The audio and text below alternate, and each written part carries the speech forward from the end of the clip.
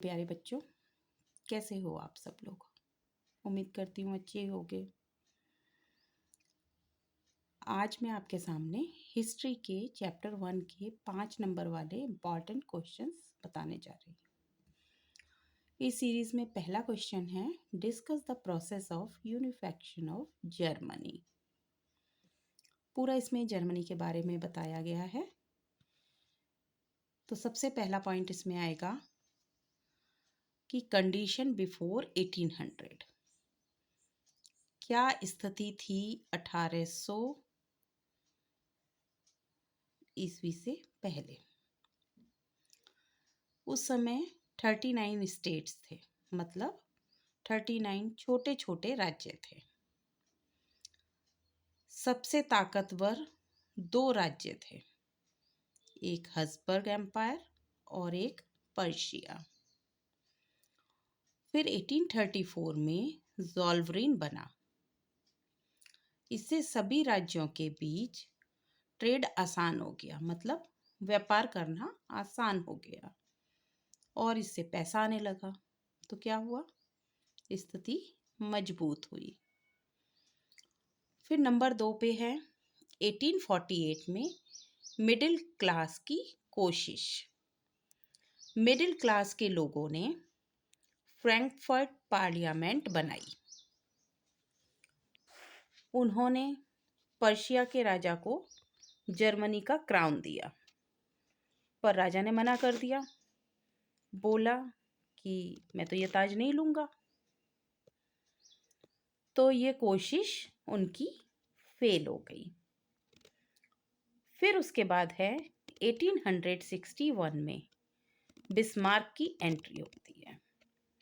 अब ये बिस्मार्क कौन था? बिस्मार्क जो था बच्चों, वो पर्शिया का पीएम था। ये बहुत तेज था। उसने बोला, जर्मनी भाषण से नहीं, ब्लड और आयरन से बनेगी। किससे बनेगी? ब्लड एंड आयरन का मतलब मैंने पिछले चैप्टर में भी आपको समझाया था। ब्लड एंड आयरन से मतलब है उसका जंग। जंग में खून बहता है, तलवारें चलती हैं। तो इसका मतलब जर्मनी भाषण से नहीं, जंग से बनेगी। ये सब आप नोट डाउन कर लीजिए।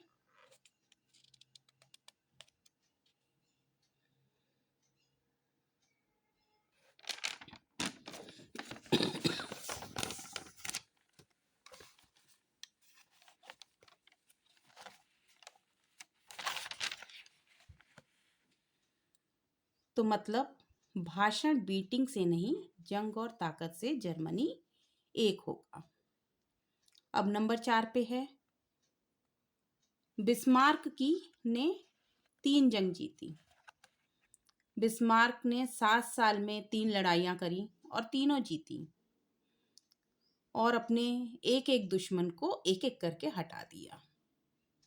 नंबर पहला 1864, 1864 बिस्मार्क ने डेनमार्क से जंग जीती। फिर नंबर 2 पे है 1866, ऑस्ट्रेलिया से जंग जीती। 1870 फ्रांस से जंग जीती। अब 3 जंगों के बाद जर्मन राज्य पर्शिया के साथ मिल गया, मतलब उनके साथ आ गया। अब नंबर 5, इसका रिजल्ट क्या हुआ? 1871 में तीनों जंग जीतने के बाद 1871 में जर्मनी एक हो गया, मतलब जर्मनी एक बड़ा राज्य बन गया।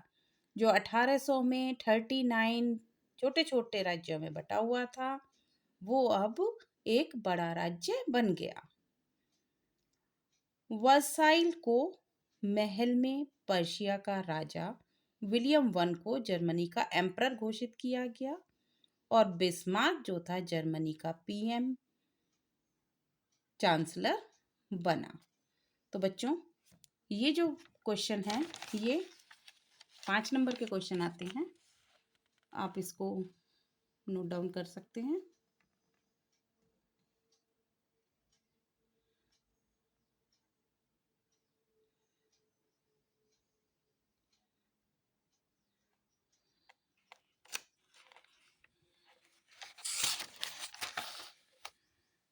तो बच्चों, कल के टॉपिक में एक और 5 नंबर का क्वेश्चन होगा। उसके बाद हमारा हिस्ट्री का ये चैप्टर खत्म हो जाएगा। आई होप आपके लिए यूज़फुल होगी इन्फॉर्मेशन। तो अगर आपको ये मेरे पढ़ाने का तरीका, मेरा समझाने का तरीका अच्छा लगता है तो प्लीज़ लाइक कीजिए, सब्सक्राइब कीजिए। Bye bye.